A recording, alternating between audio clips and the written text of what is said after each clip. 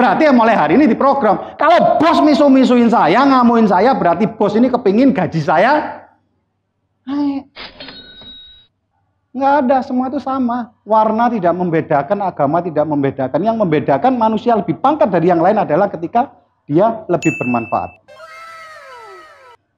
Siapa yang tidak mengerti bagaimana orang bisa punya nasib baik? Ataukah itu memang nasib dari suratan?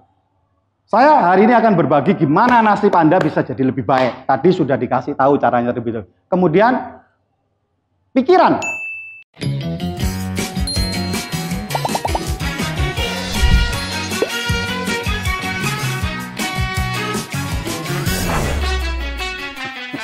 Karena segala sesuatu itu akhirnya jadi konsep.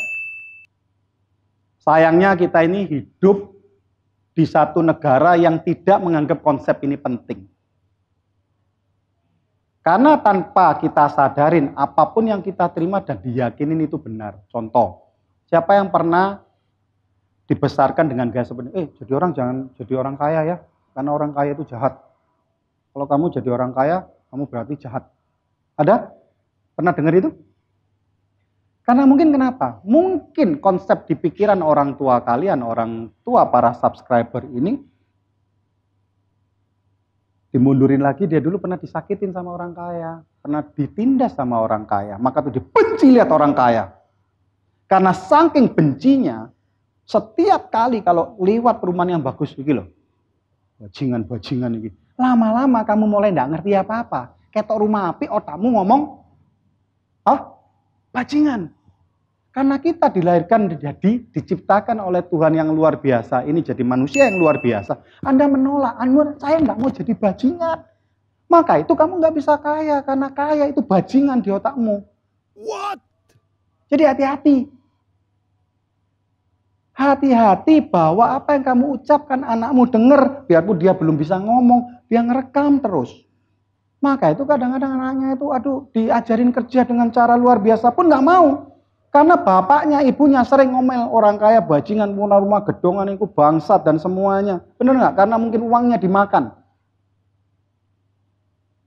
Lama-lama konsep anak ini kaya itu bajingan.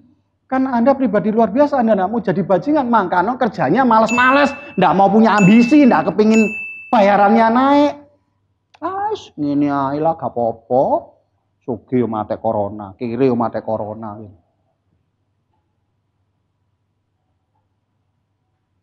Paham ya? Konsep itu penting.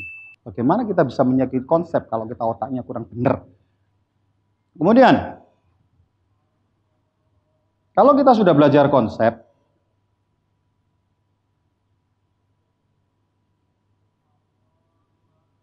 mulai sekarang, benamkan di dalam pikiran sadar dan bawah sadarmu. Dan setiap hari Anda putar-putar sampaikan kepada anakmu mulai kecil. Anda sampaikan adalah kata-kata gak kerja jangan.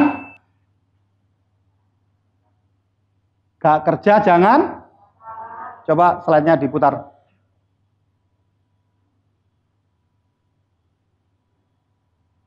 Bagi sebagian orang di luar sana, susah itu adalah tanggung jawab pemerintah. Hidupnya tambah lama tambah susah.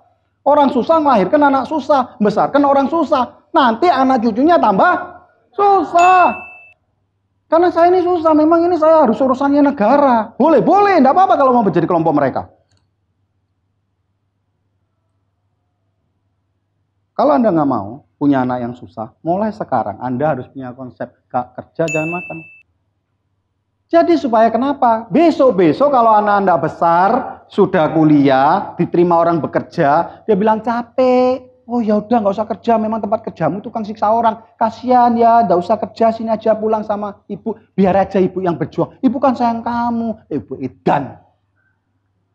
Dia bunuh anakmu itu. Ketika kamu mati, anaknya bisa survive. Ikut mati nggak lama jadi bajingan. Mulai sekarang diajarin. Gak kerja, jangan makan. Apa? Kata-kata gini nih, positif atau negatif sih? Ini konsep yang dibenamkan di kepala teman-teman semua. Ini bisa membuat Anda luar biasa. Jadi Anda takut kehilangan pekerjaan karena Anda sudah diprogram oleh otak Anda sendiri. Kalau gua sampai dipecat, gua nggak makan. Gua nggak makan, anakku makan apa? Sak keluarga iso mate kabeh. Jadilah keluarga peminta-minta. Bagi sebagian orang di luar sana, mungkin nanti komen-komennya nanti bisa Anda baca. Wih, Pak Pacang ngomongnya seperti. Tapi ini fakta. Kita nggak bisa makan yang disalahkan pemerintah. Kita nggak naik gaji yang disalahkan perusahaan. Memang Anda sampah. Jadi kalau Anda ingin jadi pribadi yang hebat, nih, program gak kerja, jangan makan. Nextnya,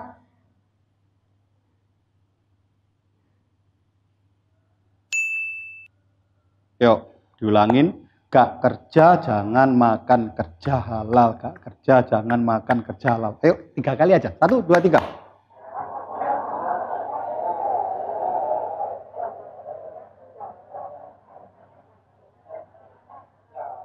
Saya yakin, kalau setiap hari Anda bangun tidur, Anda ngomong, gak kerja, jangan makan. Kerja halal, gak kerja, jangan makan. Duh Pak, kenapa harus gini? Ini tak ajarin program otak. Jadi Anda itu jijik banget dengan orang malas. Karena Anda tahu ini orang malas kok bisa makan, berarti tukang minta-minta ini. Tukang ngatok-ngatok bos. Oh bos, selamat siang sampai mau ke bawah. Saking dilu-dilu terus gini loh.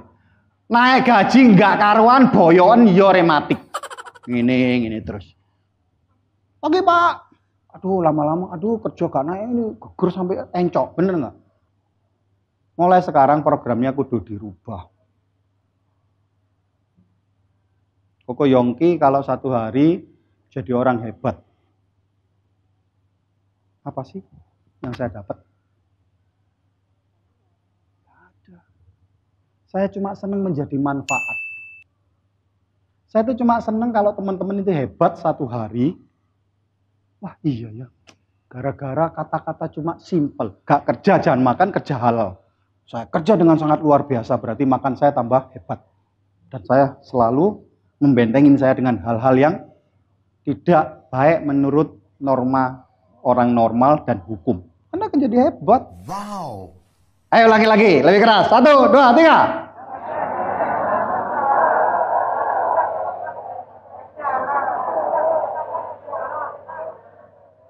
Oke, saya tidak masuk kelompok orang yang benar-benar kapitalis atau gila duit, budak duit. Ada yang bucin, bener nggak?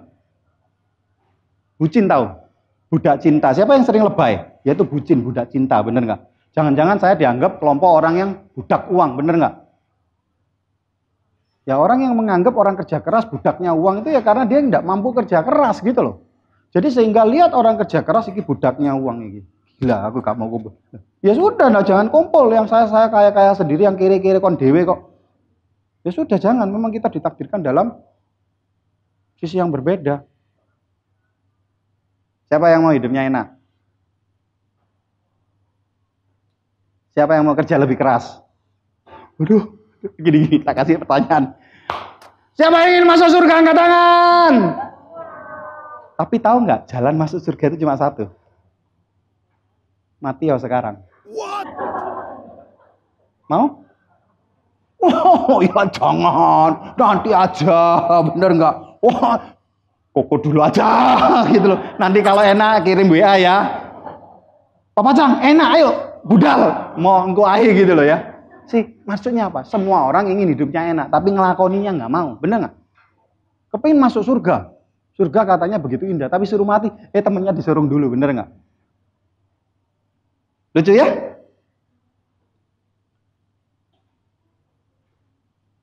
Oke. Kalau Anda sudah bisa memprogram, sekarang saya mau tanya. Oh, mundur satu. Saya mau tanya nih, organ tubuh yang paling penting itu apa? Ayo jawab, angkat tangan. Siapa yang bilang otak, berdiri. Duh, nggak apa-apa. Tadi kan kita ngomong otak itu berapaan sih harganya? Nah, saya cuma kepingin tahu. Jadi yang ngomong otak siapa, yang ngomong ini siapa? Ayo berdiri, yang ngomong otak saya tahu dari situ. Kalau berani ngomong, berani berdiri, rezekinya itu lancar. Kalau tidak mau, berarti Anda tidak berani mempertanggungjawabkan apa yang Anda perbuat. Wah!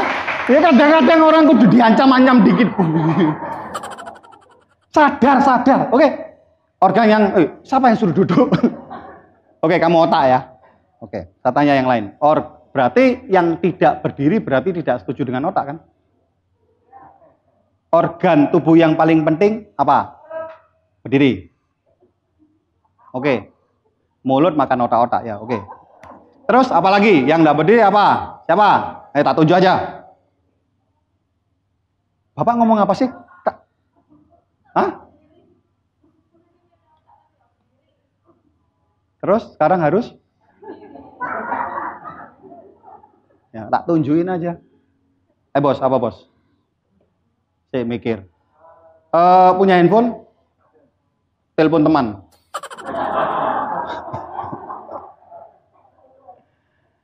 Apa? Kenapa tidak berdiri? Yang ini loh, orang diomong saya sampai ngelak rek, ngombesek. Oke, pilih lagi. Friend, apa?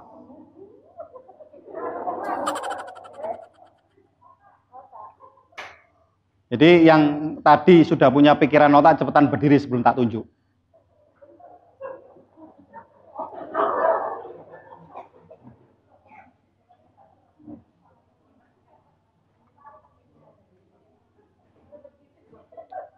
Oke. Bu Yeni boleh maju ke depan.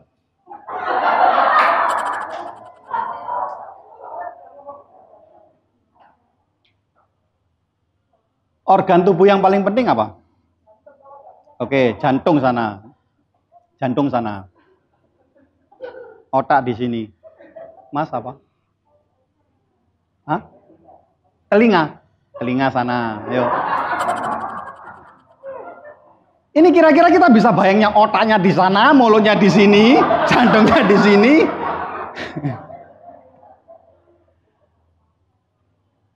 Apa lagi ya?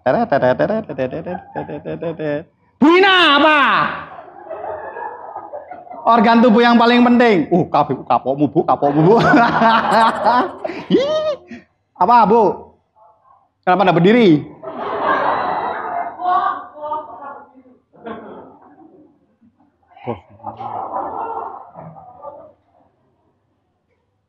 Ibu apa? Ayo paru-paru sini.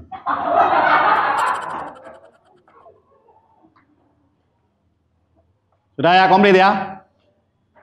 Ini semoga yang ngikutin Zoom itu juga bisa mempraktekkan ini, atau yang YouTuber ini, atau yang para subscriber. Artinya begini, ada nggak yang mikir organ tubuh yang paling penting itu adalah anus? Ada? Nggak ada? Oke. Punya otak cemerlang, brilliant, jenius. Benar nggak? Bisa makan sehat. Oke, bisa mendengar dengan baik, punya paru-paru nafas dengan baik, tapi Anda nggak bisa kentut. Saya mau tanya, punya otak baik nggak bisa kentut, otakmu bingung nggak? Bisa dipakai dengan baik nggak? Berani nyemil nggak? Paru-paru bisa nafas dengan baik atau sesek? Hah? Tak lanjutin ya, terima kasih ya, silakan duduk. Terima kasih ya Bu Ina. Udah bayaran saya nanti rek. Potong nggak apa-apa. Kan tadi kan sudah tak ngomongin, jangan suka nekan orang gitu. Bayangin, berapa banyak dari kita merasa orang hebat. Yang di kantor Basuki Rahmat, wah saya ini orang hebat ke kantor Basuki Rahmat. Tapi begitu look down sama orang bagian nyapu-nyapu. Anggapan yang nyapu-nyapu itu pantat. Kalau Anda tidak bisa kentut 3 hari, otakmu tidak berfungsi dengan baik. Otak tidak berfungsi dengan baik karena ini pusat dari pikiran kita, akhirnya dia kirim signal. Sesek nafasnya mulai. Karena nafasnya mulai sesek, jantungnya mulai problem karena begitu Anda nafas seperti itu, kemudian Anda mulai keracunan oksigen yang tadinya oksigen 17% yang Anda hirup baik-baik saja menjadi sahabatmu, menjadi makanan otak yang dikirim melalui darah, dan kemudian Anda begitu panik, Anda panik bisa semaput. Kenapa semaput? Karena Anda keracunan karbon dioksida. Menghirup oksigen terlalu banyak membuat Anda semaput. Maka itu orang panik kadang-kadang semaput. Karena otaknya dikirimin karbon dioksida. Jadi orang keracunan. Gara-gara silitmu.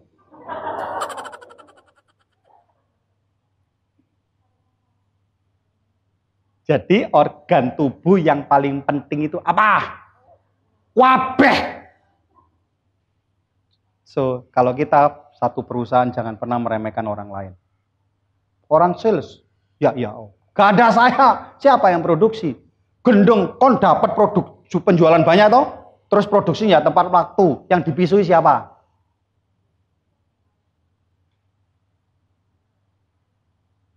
Paham? Maka itu jangan pernah merendahkan orang lain. Apalagi itu satu organisasi Anda. Karena kita ini butuh yang namanya teamwork. Tubuh ini butuh teamwork. Kalau ternyata yang paru-paru itu merasa saya lebih hebat, saya bukan lebih cepat, mati kita keracunan. Otak, saya nggak mau berdetak 60, saya ingin jagoan, detaknya 220. Kira-kira mati nggak kamu? Mati, jantungnya lama-lama melingsi semua, bener nggak? Ya, jadi ini banyak orang yang tidak paham tentang ini. Kenapa tidak? Di sekolah lu nggak pernah diajarin kayak beginian. Mulai kecil lo kita tidak diajari bagaimana cara menggunakan otak, disuruh pinter-pinter dewe. Tapi nggak dikasih jalan. Nah sekarang kalau sudah ada jalan, tinggal sekarang pilihanmu. Mau banyak kilaf, mau tidak melakukan, atau pikiran negatif, positif karepmu, mbowes karepmu. Semua sudah disampaikan. Paham? Ya. Makanya teamwork itu sangat penting.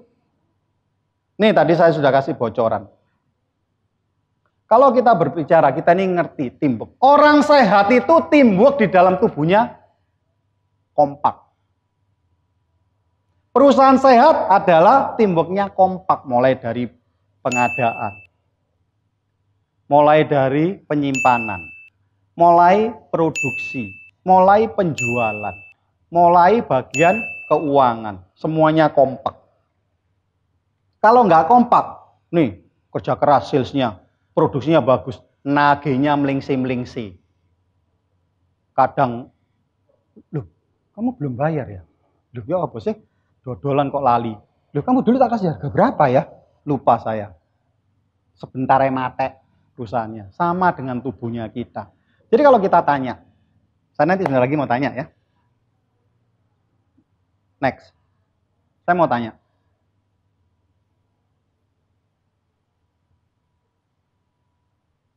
Mbak namanya siapa? Hesti. Siapa kamu? Bener kamu Hesti? Yuk kita praktekkan. Tepuk tangan Hesti ke depan yuk. Ini kita akan belajar. Oke? Kamu siapa? Bener. Bukannya kamu itu adalah sekumpulan dari mata, hidung, telinga, paru-paru, dan jantung. Kamu adalah manusia. Bener kamu manusia? Wong kamu lo terdiri dari apa? Paham ya? Jadi ketika kita berbicara MCP, siapa kamu MCP? MCP itu apa sih? MCP itu ya kalian. Dari yang ini kecil, ini kecil, ini kecil, ini kecil. Lama-lama menjadi satu. Nanti kita akan belajar seperti itu. Paham ya? Punya mata? Mana? Apakah itu mata? Sebelah mana mata itu? No. Iya, sebelah kanan dan kiri. Yang mana mata itu? Lah terus korneamu yang mana? Lu tadi bilang mata, ini bingungin kok. Hah? Nggak ada yang solid berdiri sendiri, nggak ono. Percaya nggak? Nanti tak buktikan. Yuk, silakan. Terima kasih ya. Kalau Anda paham ini, Anda akan jadi manusia sejati yang sangat luar biasa. Anda akan lebih sayang dengan tubuhmu, Anda akan sayang dengan siapapun yang ada di sekitarmu, karena kita ada satu bagian dari semuanya. Yuk, kita akan belajar sedikit. Ini sebetulnya, siapa yang pernah SMP angkat tangan? Ini pelajaran SMP. Ya. Pelajaran SMP. Tahu bioma? Aduh, ngelosor ya.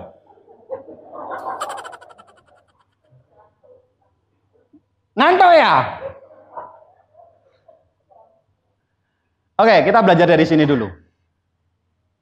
Kita ini adalah siapa? Hesti. Kita ini siapa? Papa Chang. Coba deh, dadanya dilus-lus. Dilus-lus, nggak usah digini-giniin. Lus-lus.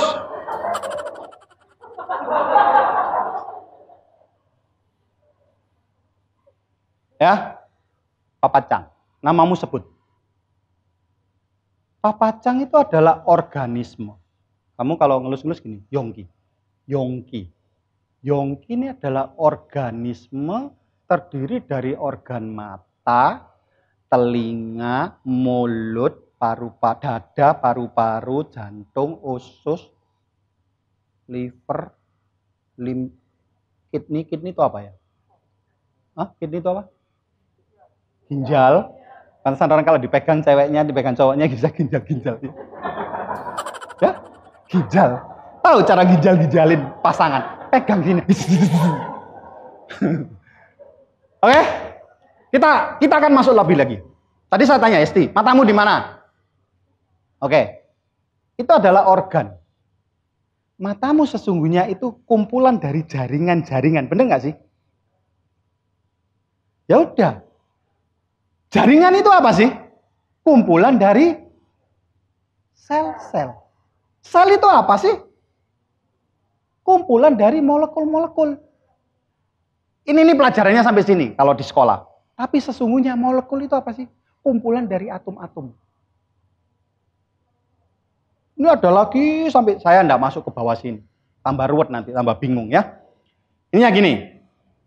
Molekul di dalam tubuh kita, molekul yang banyak jumlahnya membuat satu yang namanya sel yang banyak membuat satu jaringan membuat jadi organ. Organ-organ dikumpul jadi yang namanya Hesti, Yongki, Buina, Pawaco, Abang Jago.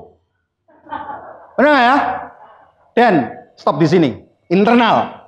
Kemudian organisme-organisme yang berkumpul di satu perusahaan MCP namanya satu populasi. Kalau dikecil siapa yang orang produksi? Populasinya orang produksi. Benar nggak? Populasi akhirnya jadi komunitas. Komunitas-komunitas yang lebih besar akhirnya buat jadi ekosistem. Jadi kalau kamu tidak bisa sopan sama orang, berarti kamu merusak dirimu. Karena siapa tahu dia masuk di dalam komunitas atau ekosistem kamu. Ternyata, loh, kamu tadi yang misu-misu saja jalan, sekarang mau jualan plastik sama saya, gendeng, mulai. Nah, Anda kan merusak ekosistem Anda sendiri. Maka itu di tengah pandemi itu saya banyak cuap-cuap supaya ekosistem yang ada di Surabaya ini bisa cepat bangkit. Karena cepat bangkit, suka atau tidak suka, Madam Chang bisa lebih ramai. Maka itu lahirlah Survival Talk ini di tengah pandemi di Maret 2020. Saya ingin berbagi dengan banyak orang. Saya nggak punya duit 1 triliun. Andai kata saya punya uang 1 triliun, tak bagikan orang Surabaya berapa juta, ya nggak ada artinya. Yang saya bisa bagikan adalah ilmu di Survival Talk ini supaya ekosistem di luar sana jadi baik. Kalau ekosistemnya baik, komunitasnya baik. Kalau komunitasnya baik, terus kemudian apa? Kalian baca dong. Nggak usah mikir. Saya ke bawah kok kamu ke atas. Nanti bioma itu sudah lintas. Kita sama anjing gitu loh. Nanti ada lagi yang dikatakan atas kita dengan planet lain. Kita kan udah bahas yang situ. Yang terlalu atas dan terlalu bawah kita nggak usah urusin. Jadi pertanyaannya. Kalau Anda kepingin punya gaji baik.